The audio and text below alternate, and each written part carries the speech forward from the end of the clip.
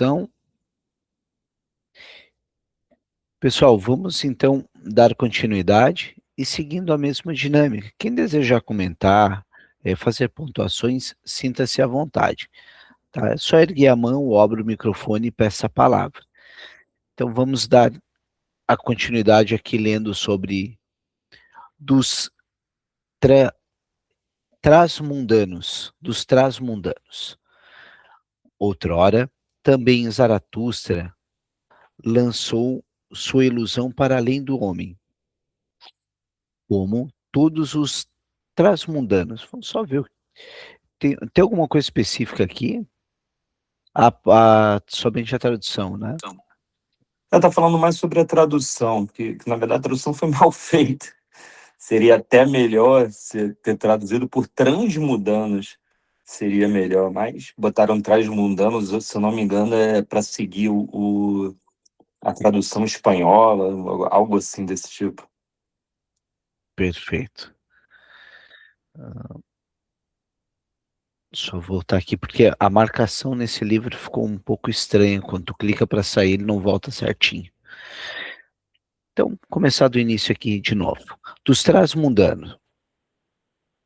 Outrora, também Zaratustra lançou sua ilusão para além do homem, como todos os transmundanos. A obra de um Deus sofredor e atormentado me parecia então o mundo. Sonho me parecia então o mundo. E ficção de um Deus, colorida fumaça ante os olhos de um divino insatisfeito. Bem e mal, e prazer e dor, e tu e eu, eram para mim colorida fumaça ante olhos criadores. O Criador quis desviar o olhar de si mesmo. Então criou o mundo. É um ébrio prazer para o sofredor desviar o olhar do seu sofrer e perder a si próprio. Ébrio prazer e perda de si próprio me parecia um mundo outrora. Este mundo, o eternamente imperfeito, imagem de uma eterna contradição e imagem imperfeita. Um ébrio prazer para seu imperfeito Criador. Assim me parecia outrora o mundo. Assim também eu lancei outrora minha ilusão para além do homem, como todos os transmundanos, para além do homem, de verdade. Ó irmãos, esse Deus que eu criei era obra e loucura de homens, como todos os deuses. Homem era ele, somente uma pobre porção de homem e de eu.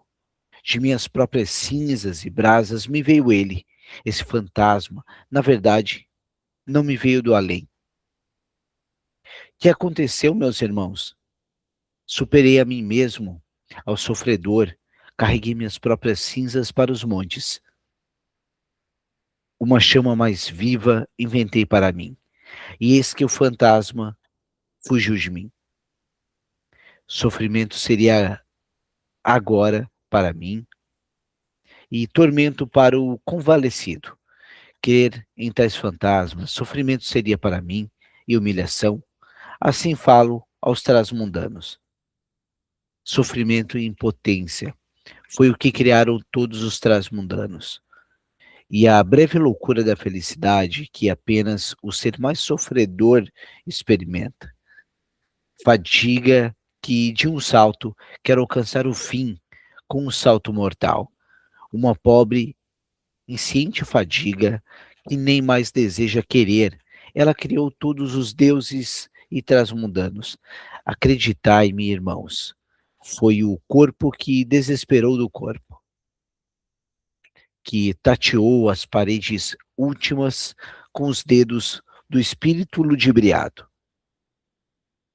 Acreditai-me, irmãos, foi o corpo que desesperou da terra, que ouviu o ventre do ser falar, e então quis passar com a cabeça pelas últimas paredes, e não apenas com a cabeça para lá, para aquele mundo. Pessoal, até essa parte aqui, alguém gostaria de pontuar algo, para não estender demais? Tiago, por favor. Nesse capítulo, o Nietzsche já está, desde do começo dessa primeira parte do Zaratustra, ele está vindo fazer a crítica a cada tipo de niilista. Primeiro, seria importante falar o que é niilista para Nietzsche, né? Porque, pela tradição da filosofia até Nietzsche, niilista seria aquela pessoa, aquela corrente filosófica, o que for, que. Opa, cortou aí? É que entrou aqui uma Não, ligação. Tá. não, tá perfeito. Seria aquela pessoa que vive a vida sem ou achando que a vida não tem nenhum sentido, ou sem valores, valores morais, religiosos que guiar a sua vida. Só que Nietzsche ele vai inverter, né? Como tudo do Nietzsche que ele vai criticar, ele vai inverter e vai dizer que, na verdade, niilista é aquele que segue valores morais, religiosos e tudo mais, desprezando a vida do aqui e agora, né?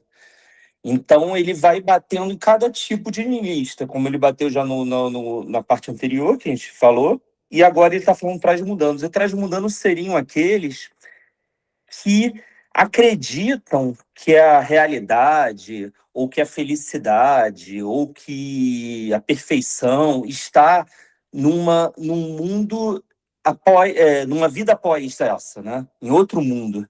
Seja um reino do céu, seja um paraíso, seja como Platão no mundo das ideias, que seria também como se fosse o céu, né? Então, aqui ele está batendo todo esse tipo de pensamento, principalmente Platão, porque Platão foi quem inaugurou para Nietzsche esse tipo de pensamento, que o Platão ele fazia uma distinção, né, ali de existe o um mundo sensível, um mundo imperfeito, que é esse mundo que a gente vive aqui. Só que existe o mundo das ideias, que é depois da vida que a gente vai alcançar, que é um mundo que tem os conceitos de perfeição, de belo, de justiça, de certo, né? Aqui é só tudo imperfeito, né? É cópia da cópia, que Platão diz aqui.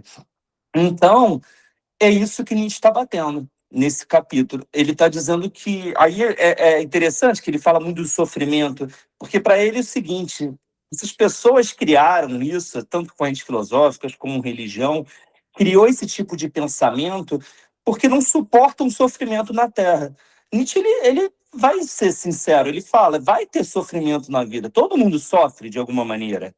Só que as pessoas não suportam esse sofrimento, então elas querem criar uma ilusão de que uma outra vida vai ser perfeita, que uma outra vida não vai ter esse sofrimento, né? Então aí ele bate desde o Platão como cristianismo, que para ele cristianismo é o platonismo para o povo, pegou basicamente Platão e traduziu em céu, inferno, Vale das Lágrimas, todas essas coisas. Tiago, olha que interessante a gente fazer um correlato com a psicanálise aí. Olha que coisa fantástica. Olha o quanto está a sementinha do você tem que aceitar, você tem que sofrer, porque nós estamos falando de uma neurose obsessiva, né? Aquele que não suporta encarar o próprio sofrimento e vive no mundo das ideias, vive no pensamento libidinizado, esse é o neurótico obsessivo, um pensamento sexualizado, ao ponto que eu vivo procrastinando. Eu procrastino minha própria vida presente porque eu não tolero e fico vivendo lá na frente, né, Tiago? Sim, exatamente. Esse é o cerne, tanto que ele vem aqui, né? Eu até anotei. O Criador quis desviar o olhar de si mesmo, então criou outro mundo. Ele fala que o Criador, como uma brincadeira, como se fosse Deus, a gente pensar que é Deus, mas ele não está nem usando o C maiúsculo, ele está dizendo o Criador de todas essas ideias. Seja Platão, seja quem Jesus, e nem Deus criou o cristianismo, né? Foram pessoas, então são esses criadores. Então é exatamente isso. O que ele entende, né, é uma coisa muito, muito simples, né? As pessoas criaram um além, um mundo perfeito, uma outra vida, porque elas não aguentaram o sofrimento dessa. Ponto. É simplesmente isso. Não tem algo. E aí ele bate em todos os metafísicos, né? que a filosofia, durante milênios, foi metafísica. Foi crendo nessas, vamos dizer, ilusões, que o Nietzsche vai dizer, né? E o Nietzsche daí passa, pessoal, a inaugurar essa categoria de filósofos da incerteza, né? Porque ele relativiza. Como o Thiago bem pontuou, do criador, nota que está com letra minúscula, porque dessa forma ele dá para o leitor daquele texto ler com o seu óculos, com a sua ótica, com a sua lente, né? Então, é uma questão que a própria psicanálise passa a beber, e é o que a gente faz muito no setting nesse aspecto. Aí eu E sigo um pouco. só Falei, uma Thiago, por coisa, favor. Michel, que eu esqueci, que é Uhum. muito importante falar, que em nenhum momento Nietzsche vai falar que não existe outro mundo. Pode até ter alguma, se alguém achar um trecho, ou vai estar descontextualizado, ou vai estar mal traduzido. Porque, na verdade, Nietzsche, ele nunca vai dizer, não existe outro mundo. Não, ele sempre vai dizer, o que temos certeza é esse mundo. Então nós temos que viver esse primeiro. Por que a gente vai ver primeiro uma coisa que é incerta? Pode ser que tenha, mas só que a única coisa que eu tenho de prova é essa. Então vamos viver o aqui e agora. Sim, aí é tentando desconstruir essa neurose obsessiva. Seria estericizar, seria voltar para o aqui e agora. Ou o que o Bion depois chama de viver em ó. Então, vamos seguir mais um pouquinho aqui. A gente começa a ver muito da psicanálise no texto do Nietzsche. Mas aquele mundo está bem escondido dos homens. Aquele desumanado, mundo inumano, que é um celestial nada, e o ventre do ser não fala absolutamente ao homem, exceto como homem. Em verdade, difícil de demonstrar é todo ser, e difícil é fazê-lo falar. Dizei-me, irmãos, a mais prodigiosa de todas as coisas não é a mais bem demonstrada? Sim, esse eu e a contradição e confusão do eu é ainda quem mais honestamente fala do seu ser. Olha só isso aqui, ó. A contradição e confusão do eu é ainda quem mais honestamente fala do seu. Olha a ambiguidade do nosso inconsciente sendo falado aqui. Esse eu criador, querente, valorador, que é a medida e o valor das coisas. E esse honestíssimo ser, o eu ele coloca em letra maiúscula. Fala do corpo e quer ainda o corpo, mesmo quando poetiza, sonha, esvoeja com asas partidas. Cada vez mais honestamente, aprende ele a falar o eu, e quanto mais aprende, tanto mais palavras de homenagem encontra para o corpo e a terra. O novo orgulho me ensinou o meu eu, que ensina aos homens não mais enfiar a cabeça na areia das coisas celestiais. Olha que fantástico isso, na areia das coisas celestiais, mas levá-la livremente uma cabeça terrena, tirar a cabeça ali da terra, que cria sentido na terra. Uma nova vontade ensina aos homens querer este caminho que o homem percorreu cegamente, declará-lo bom e não mais se esgueirar para fora dele, como os doentes e moribundos. Foram os doentes e moribundos que desprezaram corpo e terra e inventaram as coisas celestiais e as gotas de sangue redentoras. Olha o sofrimento masoquista aqui. Mas também esses doces, sombrios venenos tiraram eles do corpo e da terra. Queriam escapar à sua miséria e as estrelas lhes eram distantes demais. Então suspiraram: ó, se houvessem caminhos celestes para nos esgueirarmos em outro ser e outra sorte, inventaram suas artimanhas e sangrentas poções.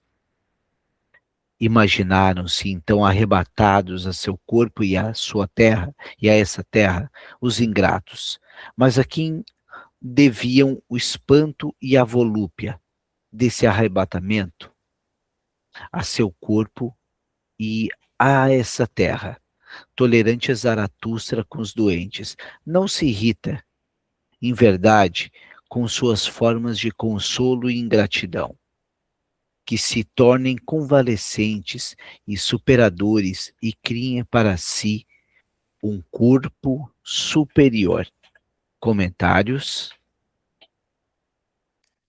Aqui ele já está preparando para a próxima parte, ele vai falar de desprezadores do corpo, né? Porque para ele é uma coisa que tá próxima uma da outra, né? Porque aí eu tenho que voltar para a Grécia Antiga. O que acontece? Nos pré-socráticos, até os pré-socráticos, aquele período na Grécia que o que Nietzsche fala que é o melhor período que já existiu na história, né, no mundo ocidental, porque não estava sob essa égide aí do platonismo, do pensamento socrático, que já está pensando em outro mundo. Até lá existia uma, como posso dizer, um cuidado e até uma veneração pelo corpo, né? Tanto que a gente vê as estátuas gregas, os corpos são musculosos, os filósofos eram, acho que sempre pensavam, né? Tem até algum pensamento de algum filósofo que fala que para mente sã, o corpo tem que ser são, né? Então era algo normal na Grécia Antiga. Só que depois do platonismo, e aí depois vem cristianismo, isso começou a ser até uma heresia, você cuidar do corpo, né? Porque o corpo passou a ser algo imperfeito, passou a ser algo de pecado, né? O sexo era pecado e tudo mais, então começou a haver um desprezo pelo corpo, né? E eu já estou até adiantando a próxima parte aqui que a gente vai ler, mas é porque ele já está falando aqui corpo para situar. E você até vê no pensamento do Foucault a história da sexualidade, não, acho que é a história da sexualidade, se eu não me engano. Enfim, os últimos livros de Foucault, que ele vai falar sobre sexualidade, Sim, é ele esse vai mesmo trazer título. isso, ele vai pegar esse marco referencial aqui do Nietzsche, mas ele vai entrar mais, botar uma lupa e aprofundar mais. Mas era o Nietzsche que já trouxe essa questão. Então, é,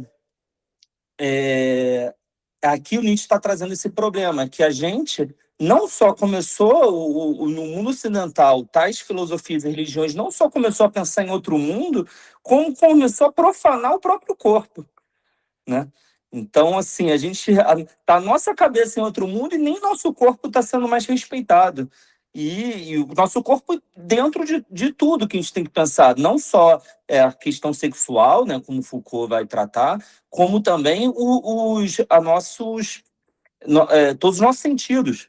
A visão, o olfato, tudo, sentir o mundo, né? É algo que os filósofos estavam o tempo todo. Descartes, quando vai falar do penso, logo existo, ele está sob o mesmo conceito de Platão, de achar que nossos sentidos, nossa visão, nossa audição, isso só traz ilusão, né? O que está certo é um pensamento, é a razão. Então, assim, é o tempo todo profanando o corpo, como os nossos sentidos, o nosso prazer, nossos pensamentos de sexuais e tudo mais, isso tudo está errado, isso tudo tem que ser retirado, né? É isso que Nietzsche está aqui trazendo.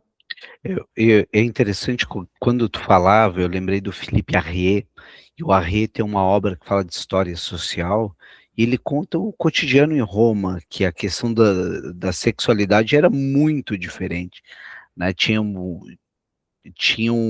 porcelanas com imagens de sexo, inclusive, né? Então imaginem que a história ela tem o que a gente chama de dialética. Ela começa, é, ela vai alternando entre períodos em que o homem está no centro, o antropocentrismo, e depois o teocentrismo, né? Então a gente vai tendo esses movimentos circulares entre Grécia com homem, depois a gente vai para a parte religiosa, depois a gente tem uma tentativa de voltar ao homem com o Renascimento ali italiano, então a gente vai passando por aí. Marcelo, por favor.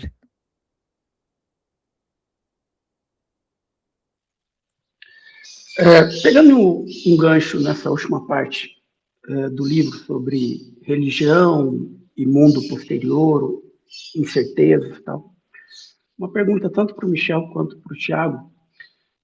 Vocês acham que a alienação religiosa ela pode fazer com que o sujeito não se descubra, não tenha um autoconhecimento nessa vida terrena, nessa passagem breve que nós estamos aqui, em prol a algo muito maior lá na frente, nessa incerteza que Nietzsche falava, de um suposto céu, uma suposta terra prometida.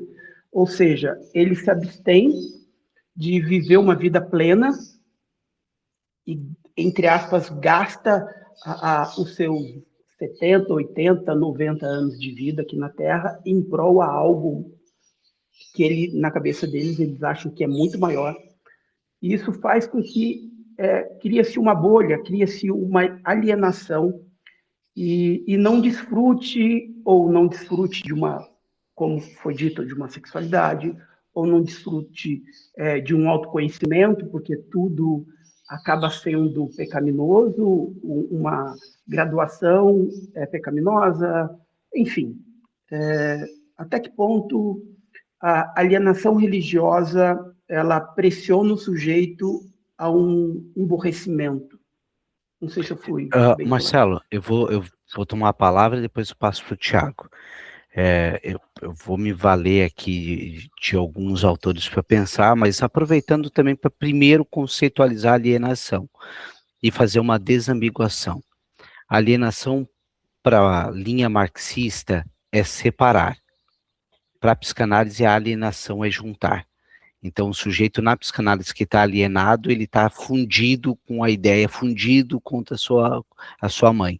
Agora, o que eu penso, eu vou voltar para uma lógica psicanalítica, na minha concepção, e estou me valendo do Freud, tá? Psicologia das Massas, Análise do Eu, Futuro de uma Ilusão, e essas obras aí, na neurose obsessiva, a culpa é muito dilacerante. Então, eu tento entrar em grandes massas para que eu não me sinta culpado. Como, se a gente fica pela religião, reitero, ficaremos na moral. Ficaremos na moral, estaremos cada vez mais nos adaptando. Nos adaptando, agora eu chamo Winnicott. A gente entra num lugar de, eu não falo por mim, eu falo pelo meu falso self. Então, chega um momento em que o sujeito começa a se sentir vazio, porque até que ponto aquela verdade é dele, ou até que ponto a verdade é do outro. E o nosso processo analítico consiste em não ser moral, mas ser ético. E sendo ético é o verdadeiro self. O verdadeiro self é esse no gerúndio. Eu estou sendo alguém. Eu estou sendo católico, eu estou sendo budista, eu estou sendo quem eu procuro ser. O equivalente ao brincar de uma criança. A criança não tá preocupada com o amanhã, não, ela quer aqui e agora. É a mãe que ensina para ela que na volta a gente compra. Que ela começa cada vez mais a alienar na ideia de uma neurose obsessiva. Espere o depois. Porque aqui e agora eu não consigo suportar. Ou seja, nota que a gente não diz para o nosso filho, suporta a falta que você não vai ter. A gente começa já alienando a ideia de que não, tu não vai suportar uma falta, então depois eu dou para ti. Eu não conseguiria viver com a ideia que você vai morrer e você vai sumir, você não vai existir mais, você vai ser um nada. Eu preciso botar alguma coisa no lugar. Então, espera que depois, na volta, a mamãe compra. Aí é uma visão que está poluída por um viés meu também, tá? Eu cresci com todos os catequismos católicos, meu filho faz catequese, está numa escola religiosa, e eu sempre digo, vou manter ele lá. Ele precisa ter medo de alguma coisa. Ele precisa ser castrado. A sociedade, aí eu estou sendo bem freudiano, a gente precisa de limites, porque se não tem limite, o sujeito entra numa perversão. Dostoiévski falava mais ou menos isso. Se não tivesse o nome de Deus, tudo seria permitido. Né? Então eu vou por essa lógica, beirando uma religião cética, mas beirando um pensamento que eu julgo a minha interpretação do Nietzsche. Tá? É a minha leitura. Tiago, por favor. É, uma coisa que é importante falar do Nietzsche é que o método dele, né, de analisar tanto a religião quanto todas as filosofias e pensamentos é a genealogia. A genealogia que vai... Por isso tem até um livro dele que chama Genealogia da Moral. Ele vai tentar ver como os discursos foram criados e qual foi a origem desses discursos, né? Porque é muito fácil a gente já analisar, o cristianismo, ele proíbe, né? Ele botou na nossa cabeça que é pecado um sexo se não for para reproduzir, ou homossexualismo, ou qualquer outra coisa que desvie dos seus dogmas, seus pensamentos. Mas ele vai querer buscar o Nietzsche na origem, né? Aonde foi criado esse discurso? E como era antes? Foi criado em algum momento, não esteve aqui sempre. Então, quando foi criado e quais foram as consequências na sociedade para isso, né? E aí, respondendo o que você trouxe sim, ele vai entender que todo esse tipos de discursos, né, porque no final de tudo são discursos, né, do cristianismo, do platonismo, que o cristianismo está influenciado pelo platonismo, o platonismo pelo pensamento socrático, enfim, tudo isso, depois o pensamento racional de Descartes, os pensamentos contratualistas britânicos, todos esses tipos de pensamento estão tudo ligado, que é o quê? É criando ideias, criando conceitos, criando formas de vidas, querendo impor a todos, querendo apenas rebanhos, querendo que as pessoas sigam, não que elas sentem, não que o corpo der, por isso que ele fala muito do corpo. O que seu corpo pede? O que seu corpo sente? O que seu corpo quer? É aquilo que você tá seguindo na sua vida? Ou você está impondo ao seu corpo o que esses discursos estão exigindo, né? Então, assim, um exemplo mais básico, mais bobo diante disso é pensar a questão do homossexualismo e cristianismo. Quantas pessoas vivem até hoje, não aceitando aquilo que ela sente, aquilo que ela quer, em nome de uma religião que diz que é errado, que é pecaminoso, né? Então, esse é um exemplo básico, assim, mas não só isso, muitas outras coisas. Quantas coisas você deixa de fazer na sua vida pensando que eu vou ser punido na outra vida? É isso que ele está falando aqui no Transmundanos. Eu vou ser punido em outra vida. Tá, mas isso daí você não está sendo punido já nessa vida? Não fazendo aquilo que você queria? E aí, é uma coisa que o Michel falou agora e que me chama a atenção, que eu nunca comentei. Eu acho que Nietzsche é um pensamento muito sério, muito complicado para alguém ler jovem. Um adolescente ler, acho que é um pensamento que é um adulto que tem que pensar, porque senão você pode levar o Nietzsche para um radicalismo total, de que se só temos essa vida, então vamos fazer tudo. E não é isso que Nietzsche busca. Parece, porque isso eu acho que eu comentei uma vez, quando Nietzsche critica, ele é muito radical. Ele leva ao outro extremo para mostrar para você, olha, tira esse pensamento, vai para o extremo. Mas só que o tentativa, quando Nietzsche vai construir, na crítica ele faz isso, mas quando ele vai construir o pensamento dele, ele está buscando sempre o equilíbrio. Ele está buscando o equilíbrio. Então, assim, se o Michel me permitir, eu posso falar um pouquinho mais sobre isso, sobre esse equilíbrio, que é quando ele traz no primeiro livro dele, Nietzsche, ele vai falar do nascimento da tragédia, porque o nome do nascimento da tragédia é porque ele vai voltar lá para os pré-socráticos, lá onde a tragédia grega era um pensamento, né, mais dominante na época, Sófocles, enfim. E ele vai criar dois conceitos, que é o conceito de Apolo e de Dionísio, apolíneo e de dionisíaco. O apolíneo é o deus, deus grego, né? E Dionísio é o deus do vinho, do teatro, dos prazeres da vida. O Apolo é o deus seria a razão, né, na época. Não tinha um pensamento de razão, mas seria a razão, a perfeição, a forma perfeita. E o Dionísio que seria assim um oposto de Apolo. E por que Nietzsche traz essas duas figuras do pensamento grego? Porque naquela época pré-socrática, naquela época, a sociedade grega tentava o tempo todo buscar o equilíbrio entre Apolo e Dionísio.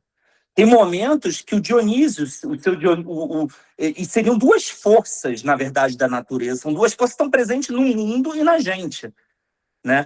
O Dionísio, que é a busca pelo prazer, pela vida, pelo se embriagar de vida, não só embriagar de álcool, mas embriagar de vida, e o Apolo, que é a busca da perfeição, da forma, da razão. Mas tem momentos que o Apolo, na sua vida, essa força apolínea, vai estar mais presente. Vai ter outros momentos que é o dionisíaco. Mas a tentativa o tempo todo do pensamento grego, da sociedade grega na época, da filosofia grega na época, era buscar o equilíbrio disso. Momentos, sua força pela experimentar a vida vai ser muito presente, mas um momento o Apolo vai te trazer de volta. E essa busca pelo equilíbrio, que é constante, o tempo todo, a cada segundo. E é isso que Nietzsche tenta resgatar. Ele está batendo... E só para finalizar, para não me alongar muito, o que Nietzsche vai dizer é o problema que o pensamento do Platão, de Sócrates e do cristianismo foi levar o Apolo ao extremo. Nós temos que não temos mais que experimentar nada da vida, nós temos que só pensar tudo racionalmente, tudo na perfeição, na forma, só que a vida é imperfeita. A vida não comporta só o apolíneo. Cadê o lado dionisíaco da vida? Entendeu? Essa que é o grande... E por isso que eu falo, o Nietzsche, ele busca o tempo todo o equilíbrio. Ele busca o tempo todo o equilíbrio.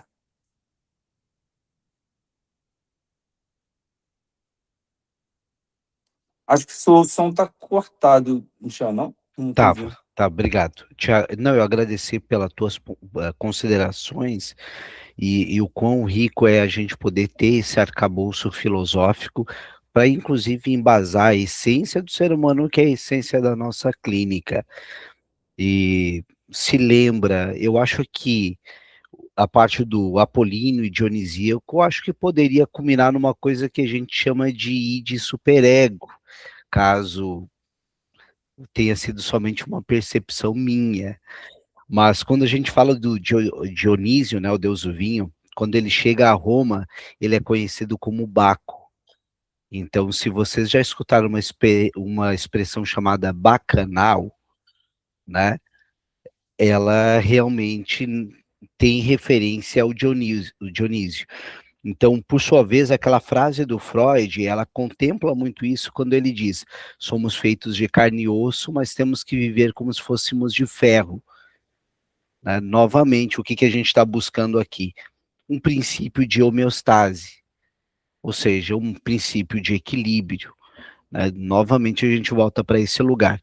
Eu vou ler aqui o que a Regiane colocou. Só uma frase para finalizar, Michel, para claro, resumir bem. Uhum.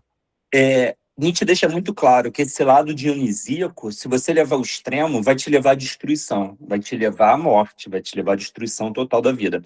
Mas se você leva o Apolo ao extremo, vai te levar à paralisia, a não viver. Então, assim, são quase como dois polos que se tocam, né? De uma maneira, ou você vai acabar com sua vida e não vai viver mais, ou você vai estar vivo, mas não vai sem viver, sem experimentar. Por isso que a busca pelo equilíbrio. Você vai se destruir se você for somente para um lado, né? Então, eu tenho essa mesma leitura do Nietzsche, né? Então, eu acho que a gente vai por aí. A Regiane colocou aqui: o que me atravessou nesse trecho foi pensar que talvez a gente sofra muito quando se desconecta da própria verdade emocional. Isso que ela está falando é bem o que o Bion fala, né? Sobre o sentir. O neurótico obsessivo, ele é esse cara que vive muito no imaginário das expectativas. Imaginário não é onde que o psicanalista trabalha. É a expectativa sempre do depois. E na neurose obsessiva, tu não sente, tu não entra, tu não se implica. Eu não quero sentir. Para isso eu tenho até os meus discursos para não ter que sentir. Parece que Nietzsche está dizendo: pare de fugir da vida concreta, do corpo, da dúvida, da dor. O que o Gabor Maté fala: fale por 20 anos, se você não sentir numa análise, a gente não vai seguir adiante, a gente vai ficar sempre nesse discurso estéreo. Porque às vezes criamos certezas. Falou de certeza, falou imaginário de novo. culpas e idealizações para não sentir algo difícil. E me veio muito a clínica nisso. O corpo muitas vezes denuncia aquilo que a mente ainda não conseguiu suportar ou entender. Aquilo que não conseguiu explorar, né, Rejane? Obrigado, acho que foi bem rico que tu trouxe, complementando também o que o Thiago trouxe ali. Vamos seguir mais um pouquinho então. Tampouco se irrita Zaratustra com um convalescente quando esse olha com ternura para sua ilusão e à meia-noite ronda pelo sepulcro de seu Deus. Mas suas lágrimas continuam a ser para mim doença e corpo doente. Sempre houve muito povo enfermo entre aqueles que poetam e têm ânsia de Deus. Odeio furiosamente aquele que busca o conhecimento e mais jovem das virtudes, que se chama honestidade. Sempre olham para trás, para tempos obscuros, e certamente ilusão e fé eram outra coisa então. O delírio da razão era semelhante com Deus, e a dúvida, pecado. Olha que interessante isso, né? O delírio da razão era semelhante com Deus, e a dúvida, pecado. Os dogmas aqui. Bem depois conheço tais semelhanças a Deus. Eles querem que se creia neles e que a dúvida seja pecado. Bem demais sei também no que eles próprios mais acreditam. Na verdade, não em transmundos e gotas de sangue redentoras, mas no corpo creem eles mais que tudo. E seu próprio corpo é para eles sua coisa em si. Mas uma coisa doentia é para eles, e bem gostariam de sair de sua própria pele. Por isso, escutam pregadores da morte e pregam transmundos eles mesmos. Escutai antes a mim, irmãos, a voz do corpo sadio. É uma voz honesta e mais pura. De modo mais honesto e mais puro, fala o corpo sadio e perfeito, e quadrado. E ele fala do sentido da terra, assim falou Zaratustra. Parece até que dá uma. Parece até que a gente vai escutar um graças a Deus aqui, né? De tão religioso é o discurso que ele fala. Mas comentários sobre esse finalzinho aqui? Queres pontuar algo, Thiago? Não, acho que eu acabei adiantando um pouco sobre esse capítulo, né? E Sim, já passei por tudo. perfeito. Então a gente segue mais um pouquinho. E voltamos de novo aos desprezadores do corpo. Aos desprezadores do corpo, só abrir um parêntese clínico, pessoal. Tanto que é uma das perguntas que mais são úteis para nós na clínica. Como você se sente agora? O que você está sentindo agora? No seu corpo, como é que você sente isso? Né? Então é bem uma questão de voltar a habitar o próprio corpo. Dos desprezadores do corpo. Aos desprezadores do corpo, desejo falar. Eles não devem aprender e ensinar diferentemente, mas apenas dizer adeus a seu próprio corpo. E assim emudecer. Corpo sou eu e alma, assim fala a criança. E por que não se deveria falar com as crianças? Mas o desperto, o sabedor diz: corpo sou eu inteiramente, e nada mais, e alma é apenas uma palavra para algo no corpo. O corpo é uma grande razão, uma multiplicidade com um só sentido, uma guerra e uma paz, um rebanho e um pastor. Instrumento de teu corpo é também tua pequena razão que chama de espírito, meu irmão. Um pequeno instrumento e brinquedo de tua grande razão. Eu, dizes tu, e tens orgulho dessa palavra, a coisa maior.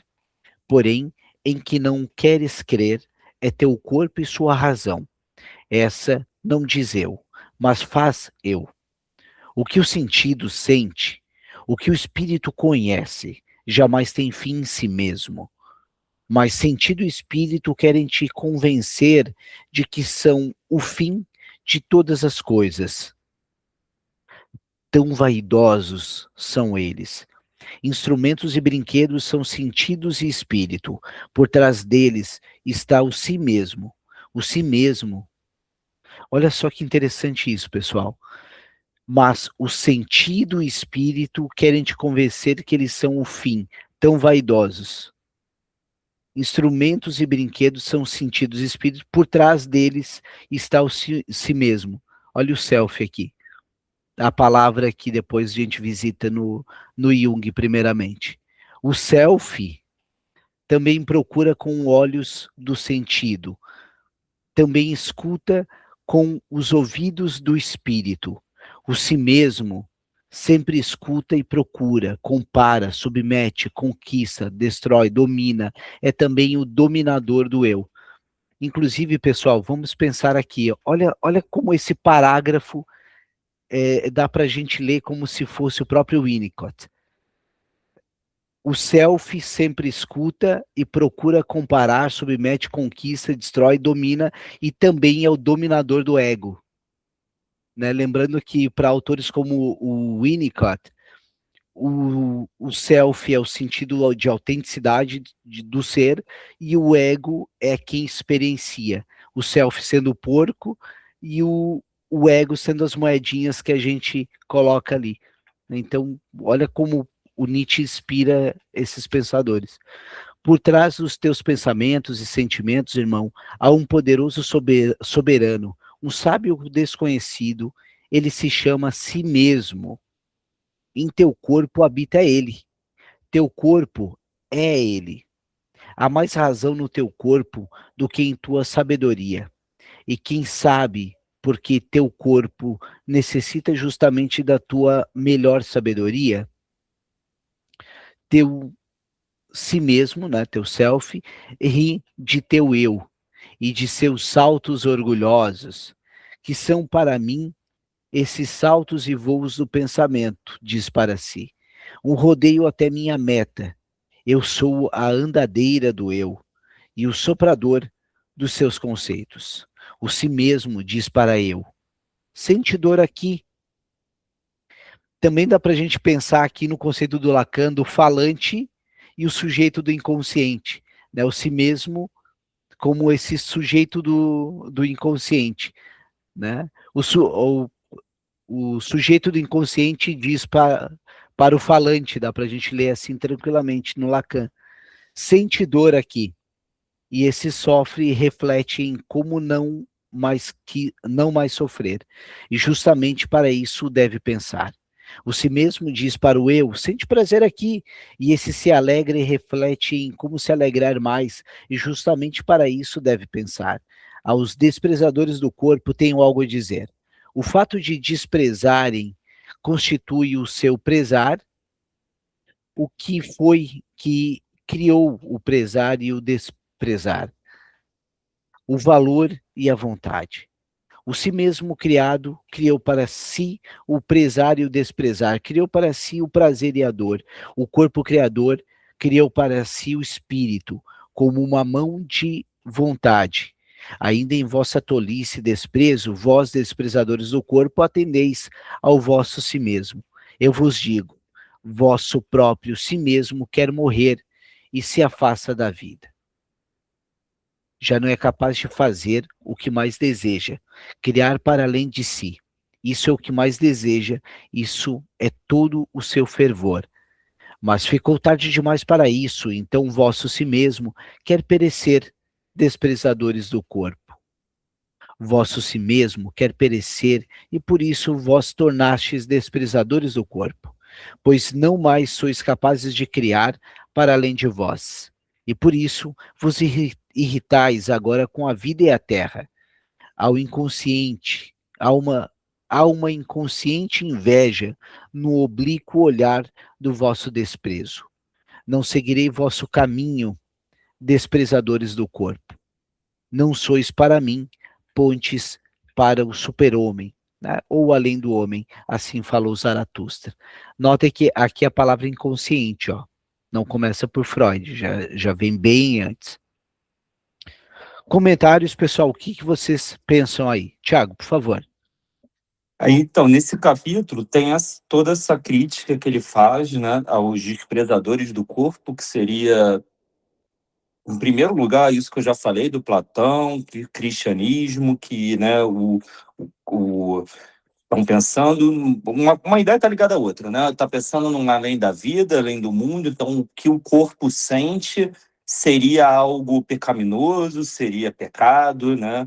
Tanto seus prazeres como suas vontades, porque você tem que estar sempre pensando no além do mundo, né? A busca pelo que eles vão ditar, quais são os valores, né, que você deve seguir para no além do mundo, seja no céu, no mundo sensível das ideias, que aí ali sim você vai conseguir, ali sim a perfeição, né?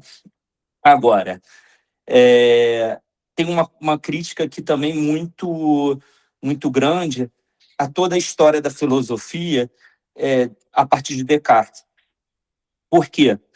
Descartes, quando ele vai falar na principal obra dele, que eu esqueci agora o nome, Metafísica, enfim, não lembro agora. Ele vai falar aquela célebre frase, né? Penso, logo existo. Quando Descartes fala penso, logo existo, para ele chegar nisso, ele estava ali pensando o seguinte: o que me prova que eu estou existindo? O que prova que nada disso aqui é uma ilusão?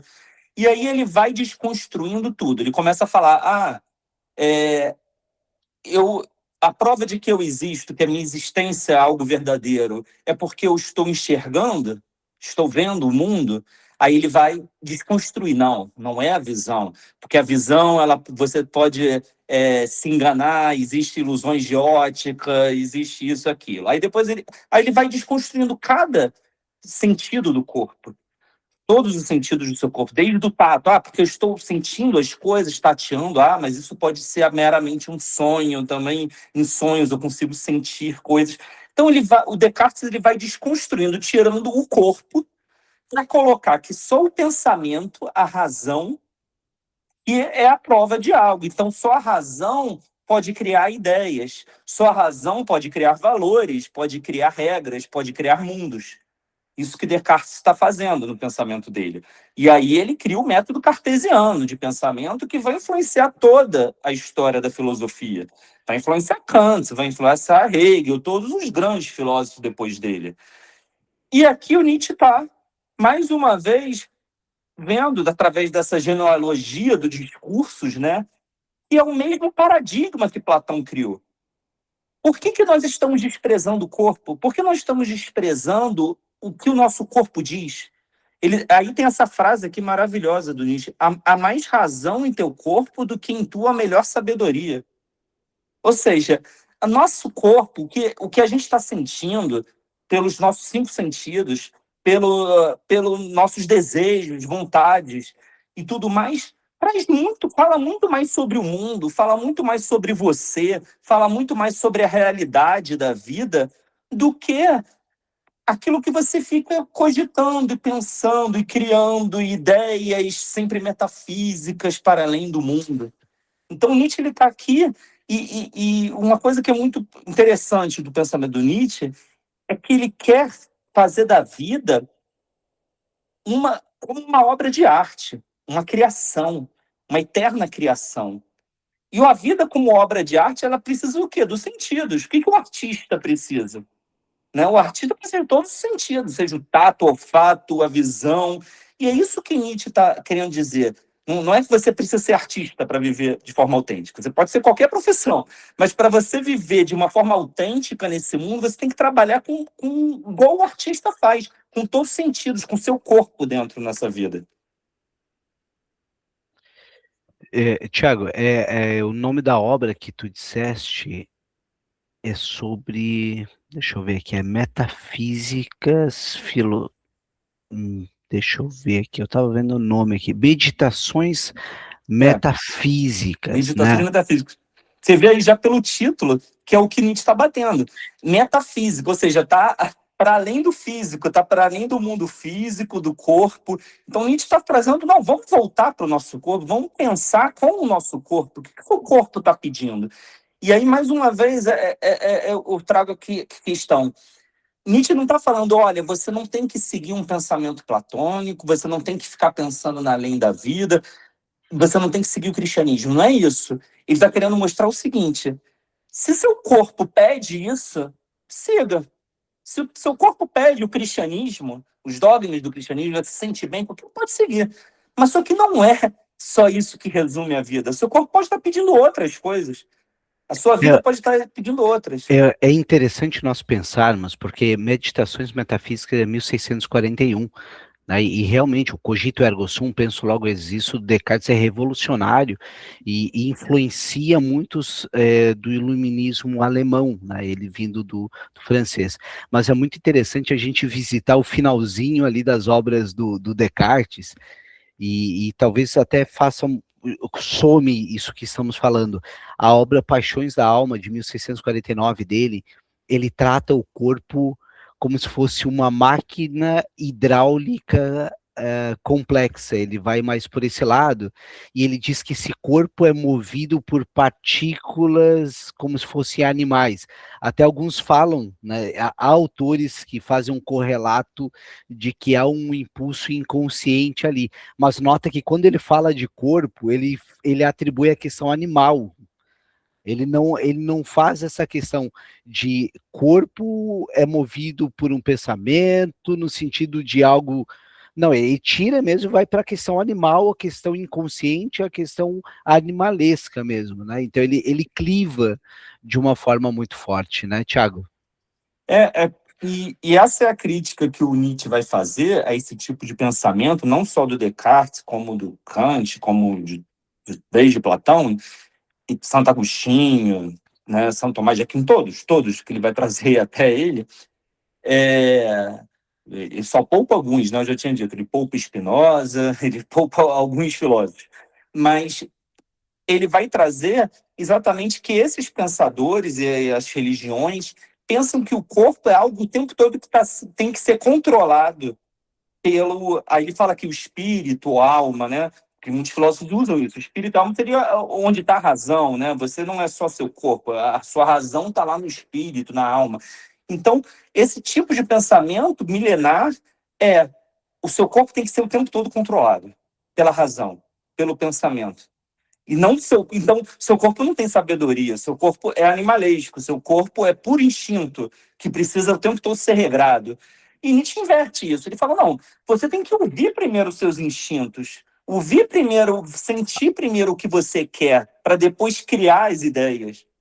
E é interessante tu falar isso, porque o cerne do pensamento estrutural do inconsciente para o Freud vem do conceito de percepção. Ele inicia que antes de inconsciente a gente tem a percepção, né? Quando ele escreve o capítulo 7 de Interpretação dos Sonhos, ele antecipa lá numa carta 52 para o Flies, e ele fala de percepção. É a carta 52 e 56, que ele fala de percepção antes de inconsciente, ou seja, ouça o seu corpo. O Bion fala sobre isso também, né? Deixa eu ver o que a Regiane botou aqui para nós. O bom da Regiane é que ela escreve um monte. Falar tu não quer, né, Regiane? Eu fiquei pensando nessa parte do Nietzsche e me veio algo muito interessante. Parece que ele está dizendo que o corpo não é algo menor ou separado da mente. Perfeito. Até a gente pode pensar o conceito de paideia, que era o conceito que o Tiago falava, do corpo e mente sadio dos gregos. Mas que ele também carrega uma sabedoria. Isso me fez lembrar um pouco a diferença entre Descartes e Antônio Damasio. Uau, trouxe o Damasio aqui, contemporâneo a nós. Descartes separava muito razão e corpo, quase como se pensar fosse mais importante. Já Damasio mostra que emoção, corpo e pensamentos caminham juntos. Então, me parece que Nietzsche estava muito à frente quando ele falava que o corpo também tem uma razão. Porque às vezes a gente tenta entender tudo pela cabeça, mas o corpo já estava sentindo e mostrando que algo fazia tempo. Perfeito, e acho que é por aí que a gente vai, né? E E na clínica é importante a gente pensar, principalmente quando a gente está falando de uma clínica. Eu botei um texto hoje sobre a clínica Border, baseado no Otto Kernberg. É muito importante começar a sincronizar os pensamentos com as emoções, né? O que você está sentindo, mas entendendo que corpo e mente não são clivados e não são separados. Nós somos uno e somos essa ambiguidade caótica, né?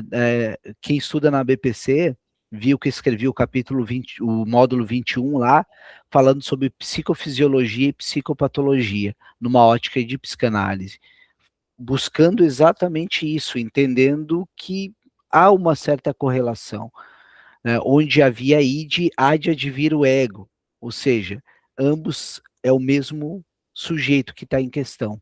Tiago, para a gente ir finalizando, queres pontuar alguma questão mais?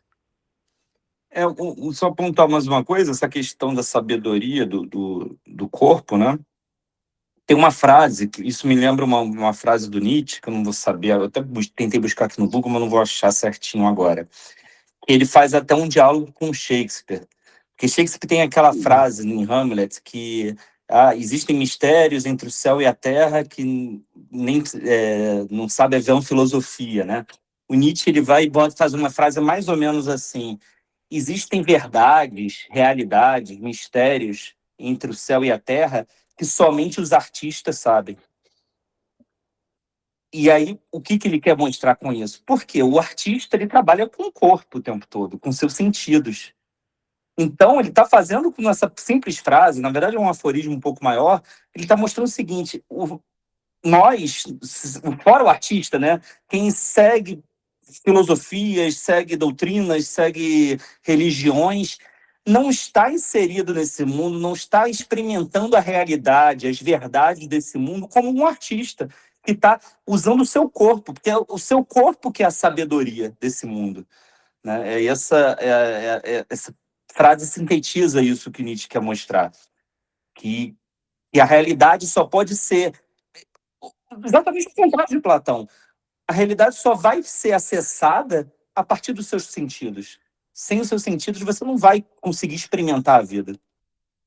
É interessante que tu, ao trazer essa frase do Nietzsche, tu remete novamente, e o Freud, a gente nota da onde que ele traz, quando ele diz que os poetas, os literatos chegam antes que os cientistas, né? E aí a gente começa com a briga que estava ontem lá no grupo sobre psicanálise ser autorizada ou não para profissionais, né, além da psicologia e da psiquiatria. Desde o início, Freud trazia esse conceito que o Lacan diz: laica, leiga e multidisciplinar. O nosso lugar de fala vai permanecer sempre. A psicanálise está num lugar dela e sempre vai estar nesse lugar não regulamentado. Agora, profissionais que não levam com seriedade, vai ter na própria psicologia, vai ter na própria psiquiatria. Algumas pessoas dizem, eu me tornar velho, eu me tornarei... a idade potencializa a sabedoria, sim, tal qual potencializa também a ignorância e a burrice. Se o vinho é ruim, a idade potencializa o sabor do vinho. Mas se o vinho é uma porcaria, a idade potencializa o gosto ruim naquele vinho. Então, pessoal, como eu falei, ficar pensando no amanhã, como o Nietzsche está falando, eu botei no grupo de forma jocosa, dizendo quem sofre de véspera é peru de Natal, exatamente no intuito do que é a nossa neurose obsessiva. Reitero, não e sim, o não a gente não tem. A gente só vai saber na hora que chegar, e é aí que o Nietzsche está querendo falar. Pelo menos é a leitura que eu faço, né? A gente está mais um pouquinho presente realmente, carpe diem, né? Curtir o presente vai por esse lado. Então, pessoal, quando estejamos na clínica, menos neuroses obsessivas, mais presença no intuito de sentir o que está acontecendo. É a questão a estoica vem bastante nesse ponto, e daí a gente pega os estoicos e dá uma um 2.0, porque o estoico acaba ficando muito nele, né? E daí a gente gruda um pouquinho e diz o seguinte: ei, tá, legal, cuida de ti, mas vamos lembrar do coleguinha do lado também. Daí a gente vai indo na lógica do Kepler, né, das elipses. Então, pessoal, obrigado, né, ao Thiago, especialmente por ter compartilhado tanto, ter praticamente dado a aula aqui, o Marcelo também, a Vanessa, a Rejane também, que comentou bastante com a gente. Trouxe ali o nome do Damásio, Rejane. Deu saudade agora de quando eu lia o Damásio há uns 4 anos atrás. Eu acho que vou fazer as pazes com ele, vou voltar a conversar com o Damásio. Pessoal, obrigado a todos, então, e seguimos até a semana que vem. Tchau, tchau, bom fim de semana.